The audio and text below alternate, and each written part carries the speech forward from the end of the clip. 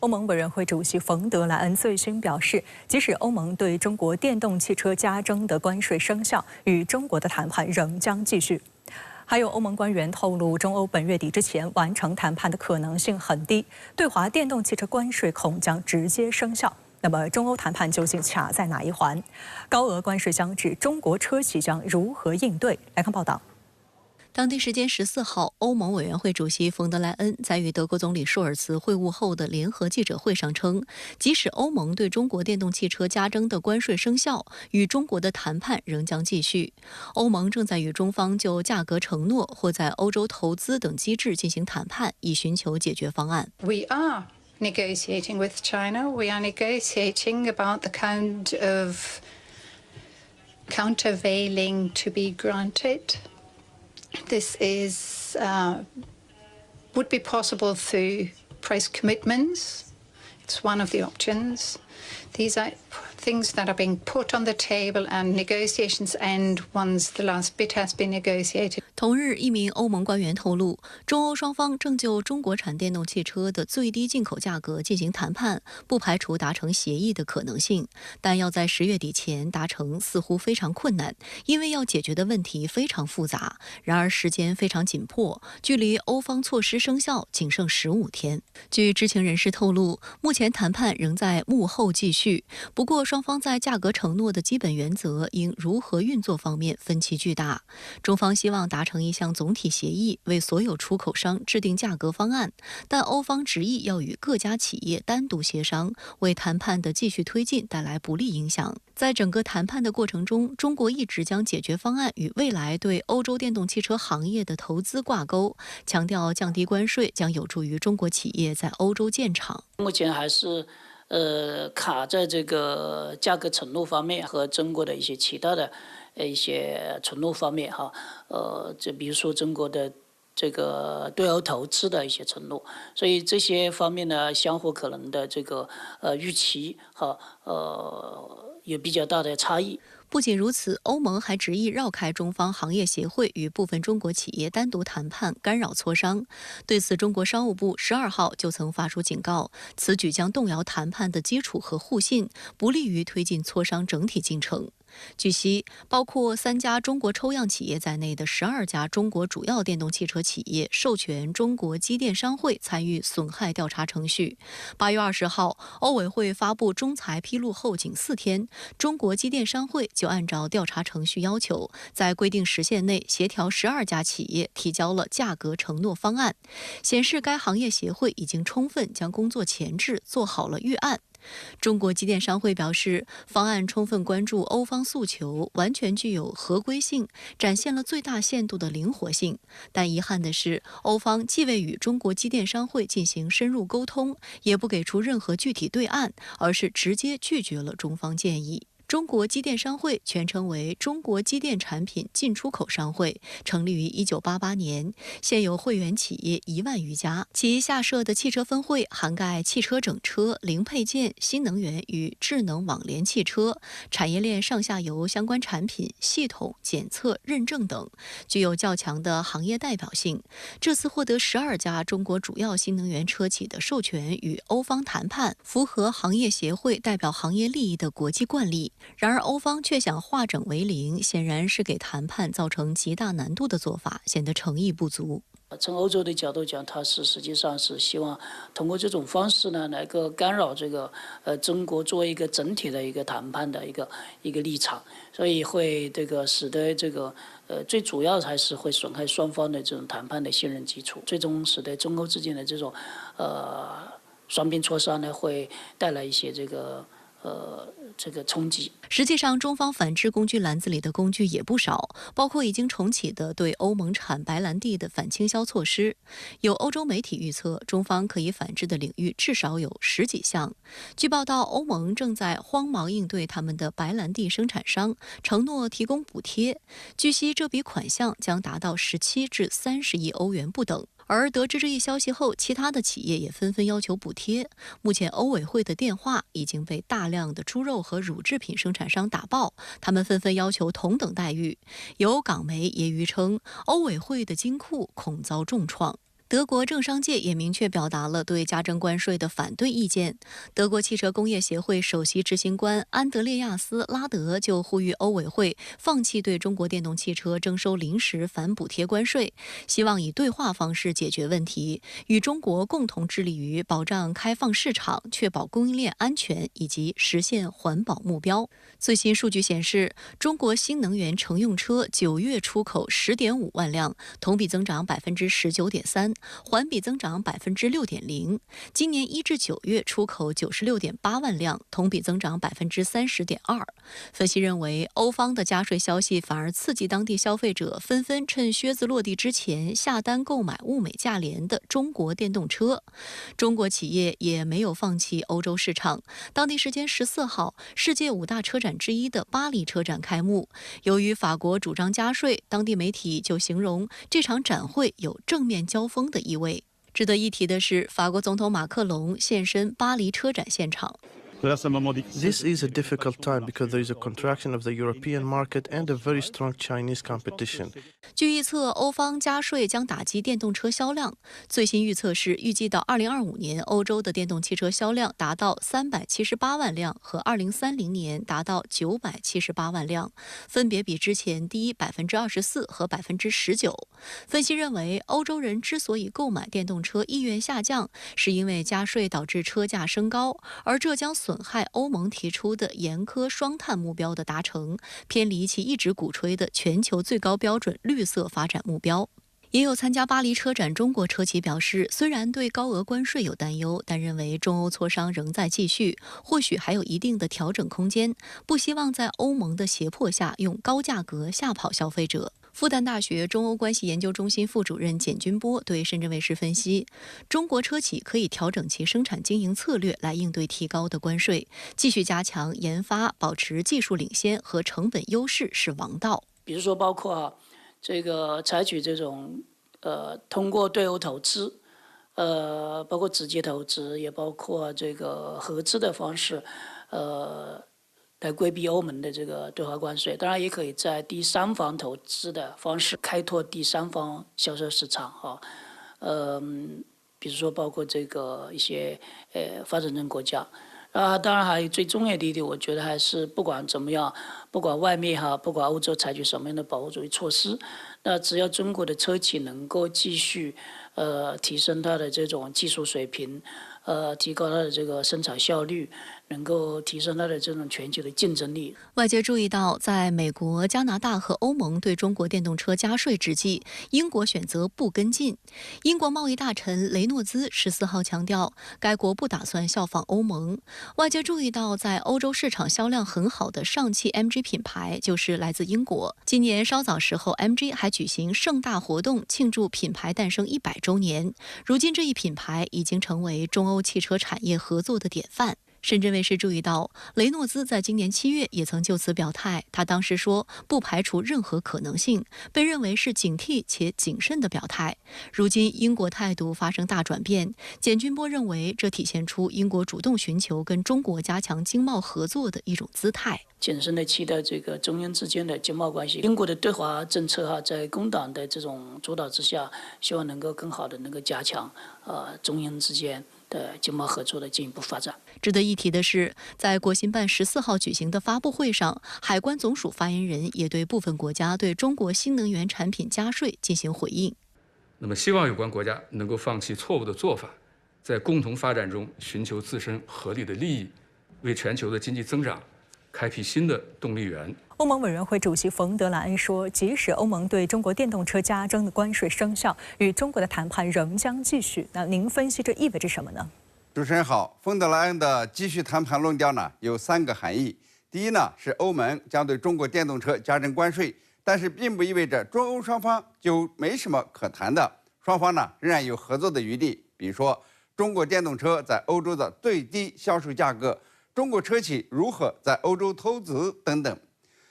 欧洲车企呢缺乏竞争力，包括投资和技术，所以呢是期盼中国企业到欧洲投资建厂的。这方面呢是有谈判余地。第二呢是等欧盟对中国电动车加征关税以后，欧洲消费者如何反应，欧洲车企能否通过保护主义政策就能够翻身，大概呢在1-2年时间内就能得到检验。如果欧盟加征关税的目的达不到，那么中欧呢就可以继续谈判关税问题。这一次呀，这个欧盟加征关税的期限呢是5年，不排除过1-2年他们呢就会改正错误。第三呢是欧盟对中国电动车加征关税是在跟随美国，拜登政府呢要对中国的电动车呢加征了100%的关税。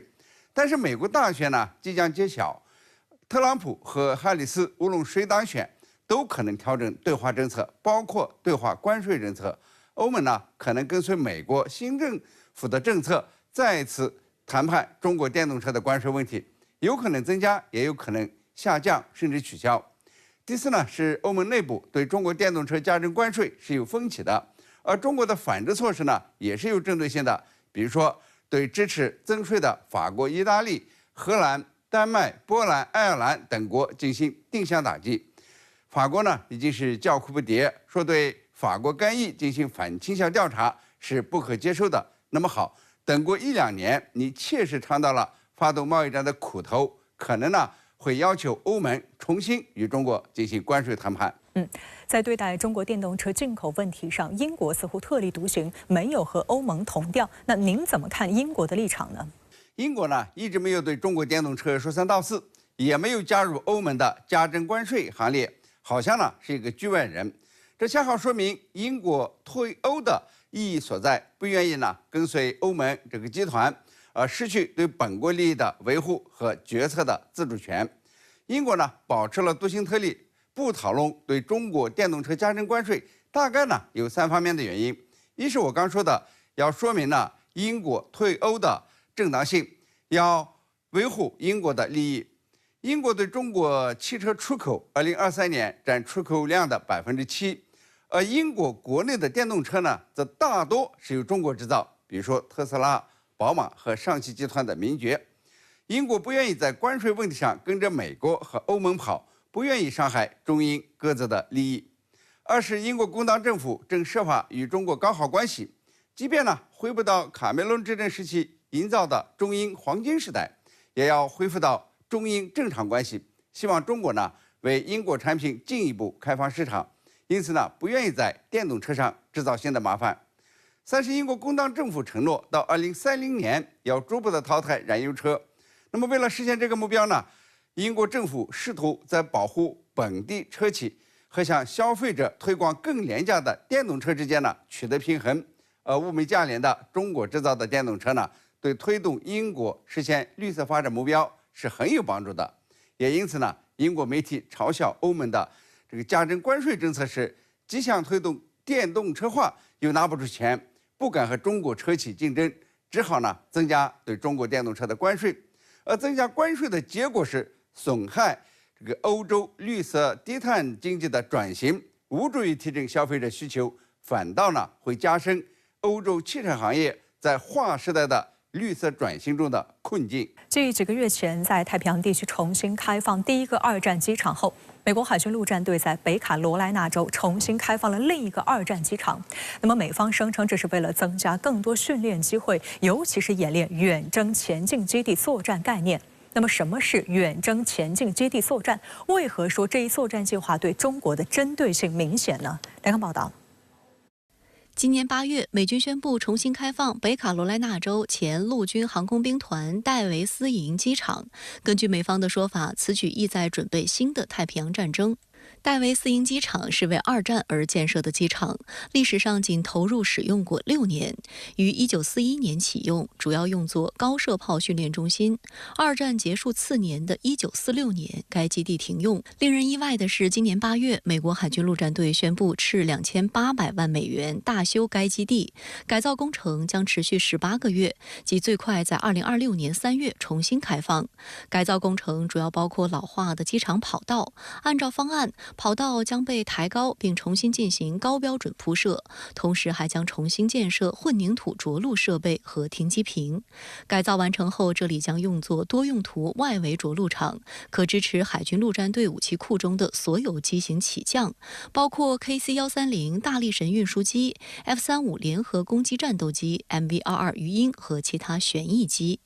外界注意到，美军今年以来已经重启2座二战老机场。今年6月，美国海军陆战队就重新启用了位于太平洋中部帕劳的贝里流岛简易机场。实际上，这座机场是二战期间由日军修建的，美军在1944年经过血战将其攻占，战争结束也宣告这座机场被废弃，因为它距离关岛不远。70多年来，这里被遗忘，仅在 HBO 拍摄太平洋剧集时用作取景地。今年6月22号，一架 KC-130加油机顺利在贝里流岛机场进行起降测试，证明这里已符合野战跑道起降标准。美国舆论当时形容此举是在二战噩梦上的重建。西太海域的美军二战噩梦包括发生在附近的硫磺岛战役，美军损失近7000官兵。美国防务新闻宣称，戴维斯营机场为美国海军陆战队增加了更多的训练机会，而贝里流机场距离菲律宾马尼拉约1600公里，距离日本冲绳的驻日美军基地群约2500公里。美军认为这种地理位置为所谓第一岛链周边的美军战机提供了更多的部署地点选择。对于美国军方来讲，也把这些机场作为一种在西太平洋，在整个的印太去制造紧张局势的工具，同时呢，它又可以被美国的军方视为一种申请预算的理由。所以我们也看到，之前在菲律宾等地，可能美国的机场跑道随便的拓宽，它就能够爆出几亿美元的账。深圳卫视注意到，美国海军陆战队1年内重启2个废旧机场，主要为了服务该部队的远征前进基地作战概念。这一概念由美国海军陆战队执行，旨在将小型海军陆战队部队分散到很远的距离。而这种方法严重依赖飞机支持，无论是精确打击、侦察、加油、补给等。远征前进基地作战是美国大国竞争理念下发展出的作战概念，对中国的针对性十分明显。远征前进基地作战涉及使用机动的、低特征的、与作战相关的、相对容易维护和维持的海军远征军，从一系列临时的基地出发，在有争议或潜在有争议的海域内的岸上或近海位置实施海上封锁和支持海上控制等任务。核心诉求是在太平洋地区同假想敌展开海上游击战。具体而言，如今的跳岛作战分4步走，首先是由小股精锐力量突袭岛礁，搭乘新型登陆舰登陆，夺占机场，然后用运输机或舰载运输直升机将攻击系统投送至岛礁上，发射导弹对对手的舰船发动攻击，紧接着部署防空反导系统，最后通过运输补给完成对岛礁及周边海域的控制。第5步以所控岛礁为前进基地，进行下一轮海上游击战。除了美国海军陆战队之外，美国空军也重启了位于马里亚纳群岛的天宁岛机场，这则是为了推进美国空军的敏捷战斗部署概念。天宁岛是北马里亚纳群岛的3个主要岛屿之一，面积102平方公里，距离美军在第2岛链的核心基地关岛基地群约160公里，地缘战略位置十分重要。天宁岛西南临菲律宾海，与东北亚、东南亚的距离不足3000公里。1945年8月向日本投掷原子弹的 B-29轰炸机也是从这里起飞。二战后，天宁岛空军基地基本处于闲置和失修状态，一直到去年年底，根据美国空军敏捷战斗部署概念，天宁岛上的这座机场才得以重建。根据美国空军的规划，该机场全面翻新后可以起降多型美军现役主力机型。敏捷战斗部署概念剑指亚太，此前驻日美军大幅调整战斗机部署，就是为了推进敏捷战斗部署概念实践运用。调整完成后，驻日美军的 F-35战机加上日本空中自卫队和韩国空军装备的约80架 F-35A， 三国在东北亚部署的第5代隐身战斗机数量将达到210架左右。除天宁岛外，美军在塞班岛和威克岛的空军基地也在扩建中，未来关岛、天宁岛、塞班岛、威克岛和夏威夷将形成相互呼应且具有一定纵深的岛屿基地群。与此同时，位于关岛和帕劳中间的密克罗尼西亚联邦的雅普岛也将被翻修。美国空军在其2025年预算中要求美国政府每年拨款4亿美元，用于延长该岛国际机场的跑道。这座机场此前也是日本的军用机场。根据美国军事高层的计划，这些基地非常小，而且彼此相隔遥远。值得一提的是，雅普岛机场和贝里留岛机场正好位于关岛基地东西2个方向，三者可呈等腰三角形。很显然，美军将这2处作为关岛的备份机场，显示将在亚太加强部署。在美国看来呢，它可以作为比如说关岛安德森或者日韩的一些基地被摧毁之后，那么美国的这些战机通过这个后退通过我们说这种所谓的增加这种战略上的这种空间去提升安全性、提升生存能力的一种相关的方式。不过，这些2战翻新基地的短板也十分明显。有舆论批评称，现代空军对于后勤设施的要求很高，这些简易机场经过翻新后，仍远远无法与关岛等经过多年建设的大型空军基地相比，仅能支持小规模、临时性的空军行动。分散作战会导致部署到偏远机场的战斗机因为各种小故障而失去作战能力。主要是小基地或者偏远机场里，无论是零件还是维修设备储存量跟不上，一旦出现要维修的状况，要花很长时间从别处运送过来。而且小机场内的飞机一般只能停在跑道上，缺乏遮蔽，反而可能成为活靶子。而且重启基地的成本并不低。以天宁岛为例，重建项目由德克萨斯州欧文市的工程和建筑企业福禄集团实施，该公司将投入4.09亿美元，约合25.6亿元人民币，而且要5年内才能彻底完成。这并非是首笔用于恢复天宁岛机场的资金。在去年底通过的美国国防授权法案当中，就包含一份用于先期整修天宁岛备降机场的约合人民币5.6亿元的预算。佩里留机场也好，包括美国国内北卡的这个机场，它的跑道一般在1500米以下。但是现在的这个像 F-22、F-35，不说它所依赖的这种机棚的环境，它对跑道的要求要比当年要更复杂，因为你的飞机更重了，而且你的这个维护保障的难度其实要提升。那么这个成本很有可能是数亿甚至数十亿美金，能不能投得出来？包括我们说你投出来之后，相关的机场有没有条件去保障这个工程团队的存在，这都是问题。实际操作层面，距离美国军方之前所宣称的在太平洋找到几十个、20个以上的这种所谓备份机场，这个还有很大的一段距离。自10月9号完全切断与韩国连接的公路和铁路后，15号中午，朝鲜在38县自己境内一侧炸毁了连接2国的部分道路，韩军随即进行应对射击。当天，朝鲜劳动党中央委员会副部长金宇正发表谈话称，韩国军方就是此次无人机渗透事件的主谋，挑衅者必将付出代价。朝韩对峙是否面临失控风险？来看报道。韩国和朝鲜之间的紧张对立局势持续升级。据韩国军方联合参谋本部15号消息，朝鲜于当天中午12时左右，在朝韩38县以北的朝方一侧炸毁了连接2国的跨境公路京义线和东海线北侧的部分路段。韩方公布的视频显示，现场浓烟四起。 저기서 지금 폭발을 해서 크게 들렸는지 모르는데 한 이틀은 약간 크게 들렸어요. 저 팡팡 약간 그런 식으로. 그러면 조금 지금처럼. 韩国军方称，朝鲜的爆破行动未对韩方造成任何损害。作为回应，已在38县以南的韩方一侧范围内进行了反制射击。韩军方还表示，对于朝方此举并不意外，因为在此前一天，也就是14号，已通过监视设备观察到朝鲜疑似在进行炸毁道路的准备活动。目前，美韩正加强监视和警戒态势，同时保持充分准备。据悉，美日韩副外长会将于16号在首尔举行，预计半岛问题将成为讨论重点。因为朝鲜它最终还是要和美国进行对话、进行谈判，所以，我对半岛形势的总体判断是，它不会，有一个重大的战争的风险，但是，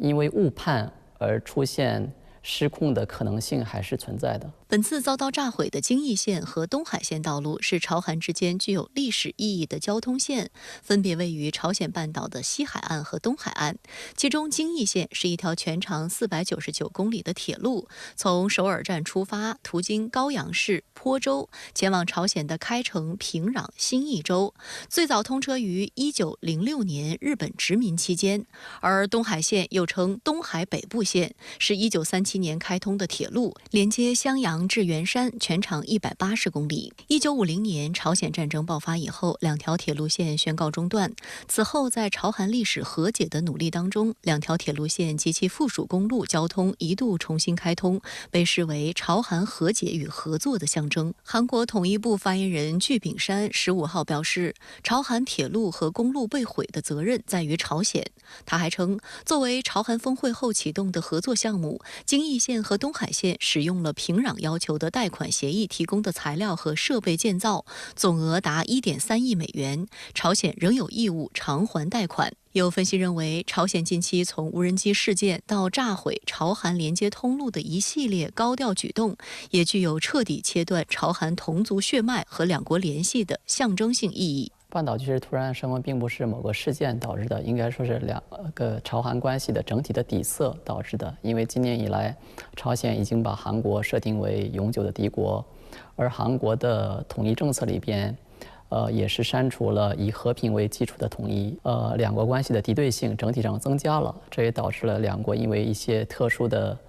事件而导致关系紧张的可能性。目前，朝鲜方面暂未对韩方发布的上述消息作出回应。15号当天，朝鲜劳动党中央委员会副部长金宇正发表谈话称，朝方已掌握韩国军方无人机渗透进入平壤事件主谋的确凿证据，挑衅者将为此付出代价。外界注意到，金宇正在过去几天已连续发表讲话。他在14号表示，无人机渗透至平壤事件由韩国军方主导，并将韩国描述为美国驯养的势力，指美国也应当为此事负责。据朝中社报道，朝鲜最高领导人金正恩14号主持召开了国防和安全会议。在听取汇报后，金正恩指明当前的军事活动方向，提出了在启动国家防卫力量、行使自卫权来维护国家主权和安全利益方面的重大任务。金正恩同时阐明了朝鲜党和政府强硬的军事政治立场。一方面，无人机本身它飞到了离朝鲜劳动党总部非常近的位置，这个本身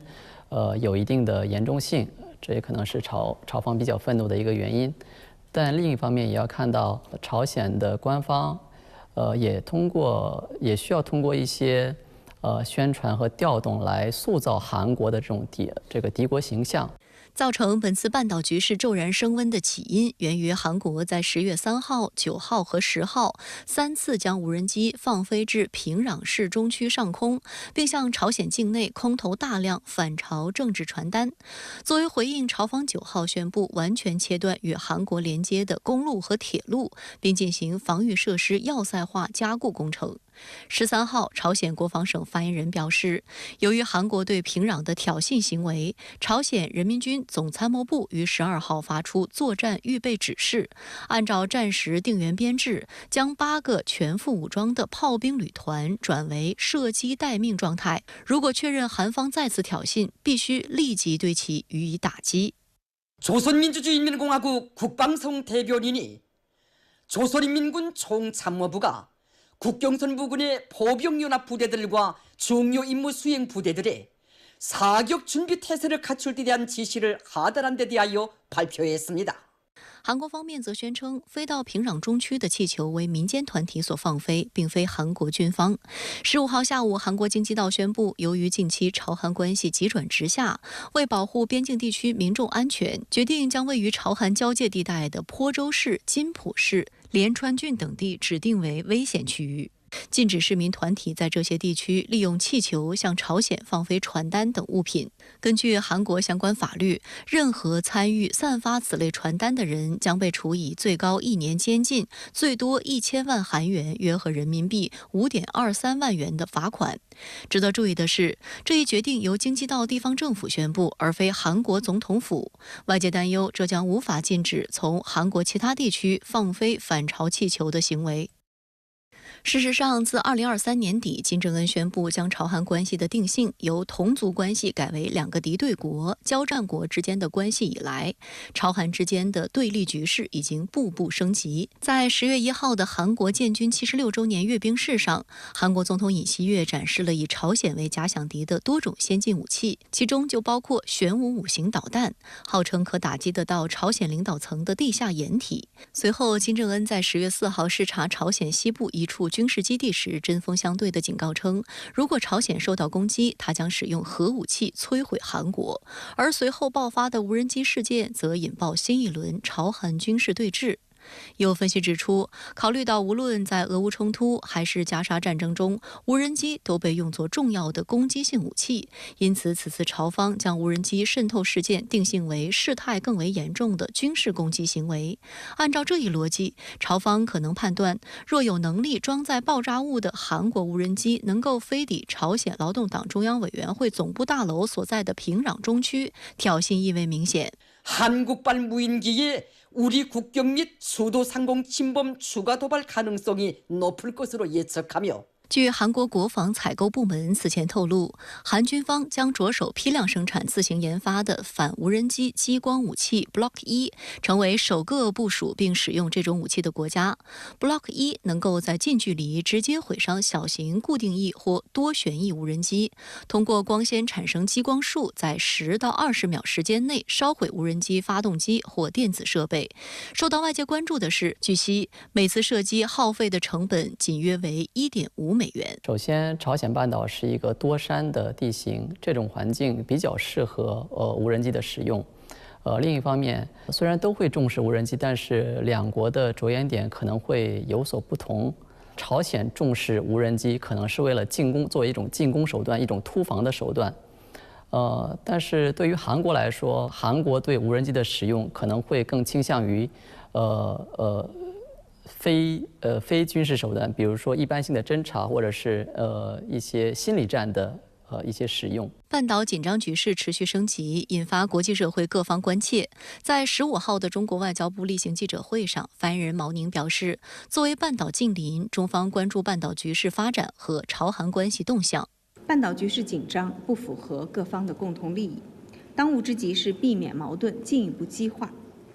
中方致力于维护半岛和平稳定，推动半岛问题政治解决的立场没有变化。我们也希望各方共同为此做出努力。对于朝鲜最高领导人金正恩主持召开了国防和安全会议，以应对韩国无人机渗透平壤一事，您怎么看呢？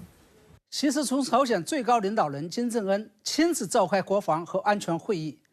包括朝鲜人民军总参谋长李永杰、朝鲜国防相鲁光铁、朝鲜国家保卫相李昌大分别就此做报告，以及朝方将这件事情定性为韩方的战争宣言，同时还制定了当前的军事行动计划当中，我们不仅可以看出朝方对于这件事情的重视程度，而且可以看出朝方准备不惜一切代价来阻止这类事情的再度发生的决心。那么值得注意的是，这些年来朝韩双方相互越界散发传单的事件可谓是屡有发生，屡禁不绝。为什么朝方这一次要大动干戈呢？我认为这首先是因为过去70多年以来朝韩之间的博弈，表面上看来似乎是体现在军事层面，但其真正的本质其实是政治制度和意识形态的博弈。我们甚至可以说，政治制度和意识形态的纷争不仅是朝韩博弈的原点，而且过去70多年以来，朝韩双方一切的所作所为，其实都是为了维护各自的政治制度和意识形态。而且在这场政治制度和意识形态博弈当中，韩国以及支持韩国的后台老板美国一直是处于强势地位，带有非常明显的进攻性和侵略性，也就是一直在企图颠覆朝鲜的政治制度和意识形态。而朝鲜这处于相对的守势地位，或者说朝鲜的所作所为更多的是为了维护自身的政治制度和意识形态安全。明白了这一点，我们就可以知道，在朝方看来，韩方越境向朝鲜散发各种各样的传单，不仅仅是侵犯了朝鲜的主权，更是对朝鲜的一场意识形态侵略战争，是在处心积虑的企图扰乱朝鲜国内的民心，阴谋颠覆朝鲜的政治制度和危害朝鲜的政权安全。这对于朝鲜来说，不仅是一个高度复杂敏感的问题，而且是一条绝对不能碰触的底线。其次，跟过往的越境散发传单行为相比，韩方的行动出现了明显的升级趋向。过去韩方散发传单的载具，用的一般是本身没有动力装置，只能随风飘荡的气球，而且气球上装载的除了一些美元和食品之外，还有一些攻击朝鲜政治制度和意识形态的宣传品。但是这一次，韩方居然用的是带有动力装置、可以操控方向的无人机，并且3次飞越了朝鲜的首都平壤。大家知道，只要无人机装上了炸药，它就变成了一个进攻性的武器，这是朝鲜感到自身安全受到了严重挑衅的重要原因。而且更为关键的是，根据朝方的说法，韩方这次还用无人机投放了充满煽动性的政治谣言。也就是说，朝方最为在意的不仅仅是韩方投放的政治传单，而是旨在扰乱民心的政治谣言。除此之外，更加让朝方无法接受的是，韩方居然将这种侵犯主权与挑起意识形态侵略战争的行为定性为了民间的自发行动。我们看到，在韩方无人机渗透平壤事件发生之后，朝鲜人民军总参谋部已指示朝韩边境的部队进入射击准备态势，并且命令8个炮兵旅随时准备开火。那这是不是意味着新一轮的半岛战争随时可能爆发呢？那倒不至于。我始终坚持认为，自从上世纪50年代签订停战协定以来，半岛局势之所以屡屡剑拔弩张，但从来又不会导致局面失控，演变成新一轮的全面战争，主要是因为半岛对峙双方的军力一直处于一个相对平衡的状态。美韩双方的军事装备虽然更为先进，但是却奈何不了朝方近在咫尺的数万门火炮，更何况现在的朝鲜还拥有了核武器。这也就注定了韩方承受不了新一轮半岛战争所带来的代价，而朝鲜则要极力维护自己的政治和政权安全。这样一种平衡状态，过去管用，现在管用，在未来相当长一段时间内还将发挥作用。这是我始终判断半岛不会发生大战的根本原因。那么就事论事，回到这件事情本身，我认为朝鲜方面虽然指示韩朝边境的部队进入射击准备态势，并且命令8个炮兵旅随时准备开火，但是进入射击准备态势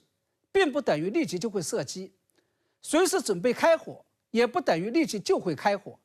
更不等于必然会开火。要知道，朝鲜国防部新发言人还说了另外一句话，也就是如果确认韩方再次挑衅，朝方将立即对其予以打击。这也就意味着朝方摆出这一姿态的真正目的是为了吓阻韩方，不得让类似的无人机散到平壤这种事情再度发生。假如韩方听进去了朝方的警告，约束了自己的行为，那朝方的攻击行为就不会发生。至于媒体报道的朝鲜准备炸毁沿着军事重镇分界线连接朝韩两国的道路这件事情，我认为只要朝方炸毁的是38线己方那一侧的道路，而不是炸毁38线韩方那一侧的道路，那就仍然是属于朝鲜的内部事务，并不是对韩方的进攻行为，更不是侵略行为。除此之外，我们还可以看到，在金正恩上台执政之前，朝韩双方几乎是每隔一段不长的时间就会爆发一次激烈并且导致人命伤亡的严重军事冲突事件，其中最为著名的就是15年前的延坪岛炮战和天安舰事件。而在金正恩上台执政的这10几年时间内，朝韩双方虽然也是纠纷不断，但从来没有演变成激烈的军事冲突。这实际上也就意味着，金正恩主政下的朝方其实一直在理性地管控着半岛局势，并且管控的卓有成效。从这个层面上来说，我们也不应该对接下来的半岛局势过于的悲观。13号，2辆以色列国防军坦克破坏联合国联离部队驻扎营地大门，并强行进入。以方称，此次事件是帮助撤离伤员时不慎倒车撞入，造成斯里兰卡营2名维和士兵受伤。以色列总理内塔尼亚胡14号还呼吁联离部队撤出，并称离真主党武装利用联离部队的阵地作为掩护，袭击以色列。国际社会强烈谴责以色列破坏联合国维和行动设施。联合国秘书长古特雷斯称，这违反了国际法，可能构成战争罪。联合国负责维和事务的副秘书长拉克鲁瓦14号向安理会通报情况。他透露，以色列袭击造成5名维和人员受伤。Now, as you know, the decision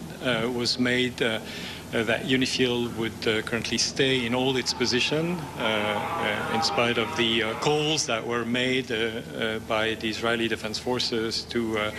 vacate the position that are in the vicinity of the Blue Line. 欧盟27国外交部长14号在卢森堡开会讨论此事时强调，以色列的行为严重违反国际法，是完全不能接受的。欧盟27国一致要求以色列彻查此事，并给出解释。没有一个成员国赞成撤出联离部队。较为罕见的是，法、英、德、意4国外长发表一份联合声明，谴责以色列。分析认为，以色列多次袭击联离部队，实际上是表达对联合国的不满。此前，以色列已经宣布禁止联合国秘书长古特雷斯入境。此外，以军也是威胁联离部队撤离，为攻打黎南部做准备。联离部队营地设在黎南部的交通要道，成为以军在这一地区快速推进的最大障碍。而此前备受国际社会担忧的以色列报复伊朗的力度则可能减弱。据美国《华盛顿邮报》14号援引美国官员等的消息报道称，以色列总理内塔尼亚胡近日在通话中告知美国总统拜登，以色列计划对伊朗的军事设施发起打击，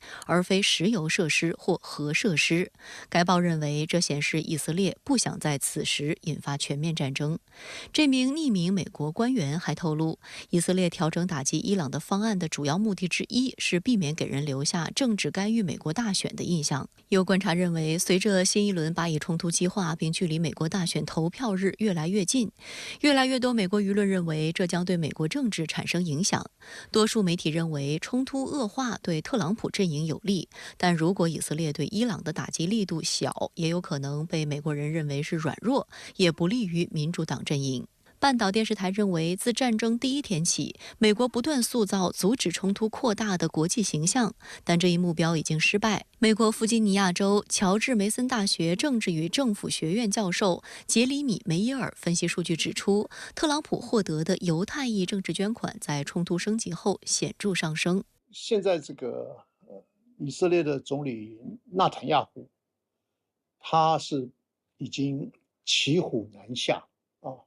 一方面，他内部有很大的压力，他可能会面临到很严重的后果。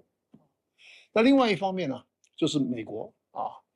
因为川普呢其实是更比拜登跟贺锦丽呢要来的支持以色列，所以越乱的话，就是对你现任的跟你现在的贺锦丽是不利的。那不利的话，就相对的对川普是有利的。那所以我想，现在这个纳坦亚胡啊，他确实是吃定美国了。至于调整后的打击目标包括哪些军事设施，以色列政府尚未说明。分析认为，主要为伊朗的弹道导弹工厂等高价值目标，此外还包括伊朗的导弹发射装置和防空系统。近几周，中东冲突升级的前景让国际原油价格近期处于过山车式波动中。由于担心以色列报复伊朗，3号国际油价大涨5%。而在传出以色列可能不会直接打击伊朗石油设施的消息后，国际油价14号又跌去近5%。中方积极协调各方，希望避免中东紧张局势升级。中共中央政治局委员、外交部长王毅14号分别与伊朗及以色列外长通电话，推动局势降温。在应约同以色列外长卡茨通电话时，王毅强调，维和部队根据安理会决议授权执行维和任务，以方应采取切实举措，保障维和部队人员安全。王毅还提到，中方高度关注以色列和伊朗之间紧张局势，示，呼吁各方慎重行事，避免局势陷入恶性循环。王毅在同伊朗外长阿拉格齐通电话时强调，中方一贯主张通过对话协商解决热点问题，继续展现负责任大国担当，从事情本身的是非曲直出发，加强同各方沟通。阿拉格齐表示，伊朗不愿看到冲突进一步扩大，愿同中方加强沟通协调，以外交手段推动局势降温。中方在这方的调停，我觉得是它有几个优势啊。第一个，它跟中东的事务根本没有瓜葛啊，你周边的国家，包括美国在内，你都是这个介入很深的。中方呢，它又加上它的国际影响力，所以说它的条件呢是非常特殊、非常优越的。那如果说这些相关的国家、相关的这些势力，他们觉得哎呀，已经受不了了，打不下去了，那我想那个时候他们会可能对中方要来调停呢，会更加的表示欢迎。当地时间15号，大熊猫保利和青宝搭乘专机抵达美国首都华盛顿附近的杜勒斯国际机场。两只大熊猫将前往华盛顿国家动物园，开启为期10年的旅居生活。大熊猫保利雄性，2021年8月出生；大熊猫青宝雌性，2021年9月出生。两只大熊猫性格活泼，喜欢攀爬。北京时间14号晚，保利和青宝正式从中国大熊猫保护研究中心都江堰基地赴美，开启为期10年的旅居生活。15号凌晨，保利、青宝专机起飞前往美国华盛顿国家动物园。在15号的外交部例行记者会上，发言人毛宁表示，两只大熊猫赴美后，公众可以通过多种方式了解它们的生活日常。相信新一轮中美大熊猫国际保护合作将在原有良好合作基础上取得更多成果，为全球生物多样性保护和增进中美两国人民友谊做出新贡献。中美双方按照大熊猫国际保护合作的要求和技术标准，全力保障旅美大熊猫健康安全。